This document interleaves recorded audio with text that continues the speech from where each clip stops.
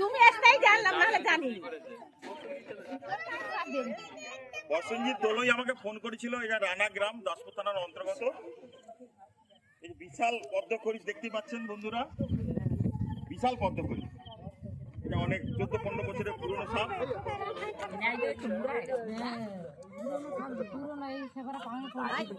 সাপ মারা উচিত নয়, কারণ সাপের বিষ থেকে অনেক প্রকারের ঔষধ তৈরি হয়। আর আপনারা মশারি টাঙিয়ে অবশ্যই শুবেন, কারণ ইদানিং কালে কালার সাপটা একবার ঘরে ঢুকে যাচ্ছে, বিছানায় ঢুকে যাচ্ছে। বিছানায় মশারি টাঙিয়ে অবশ্যই শুবেন। আর সাপ কামড়ালে সোজা হসপিটাল, বাঁধন ওঝাগুড়ির নয়, সোজা হসপিটাল। 100 মিনিটের মধ্যে হসপিটাল পৌঁছে গেলে সেই সাপ কাটা রোগী বাঁচাই দেওয়া সম্ভব।